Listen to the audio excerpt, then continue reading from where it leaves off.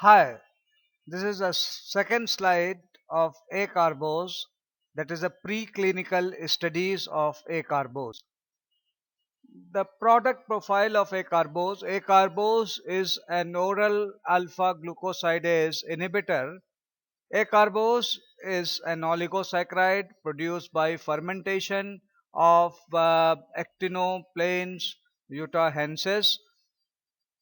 It's a white or off-white powder having a molecular weight of 645.6 Dalton. The empirical formula of acarbose is C25H43NO18. The structure of acarbose. Acarbose is a linear tetrasaccharide of a alpha D-glucose residues modified at the non-residing end.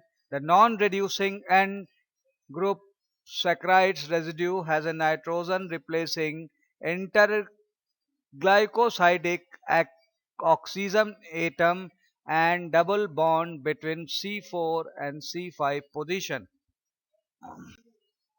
The mechanism of action. The acarbose binds reversibly, competitively, and in a dose-dependent manner to the oligosaccharide binding site of alpha-glucosidase inhibitor. The site of action is the brush border of a small intestine mucosa. As a consequence, hydrolysis is prevented, and this effects last for 4 to 6 hours, and thus the acarbose must be administered with the first bite of main meal. The animal model data of acarbose significantly lowers the postprandial blood glucose measured 16, 19, 120 minutes after a meal. The effect can be seen after the first dose, and the effect lasts for 3 to 5 hours, although an acute effect is apparent within a few minutes.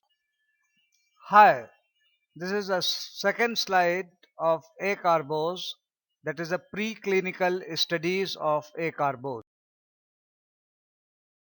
and the dose and the route of administration of acarbose. The initial doses, the recommended starting dose of acarbose tablet is 25 milligram given orally 3 times daily at a start with the first bite of each meal, and this may be achieved initiating with the treatment of 25 milligram once per day and subsequently increasing the frequency of administration to achieve 25 milligram TID, and that is followed by maintenance dose, that is approximately 25 milligram TID to 50 milligram TID, and in sub patient the further increase of the doses to 100 milligram TID is more beneficial, and the route of administration is oral.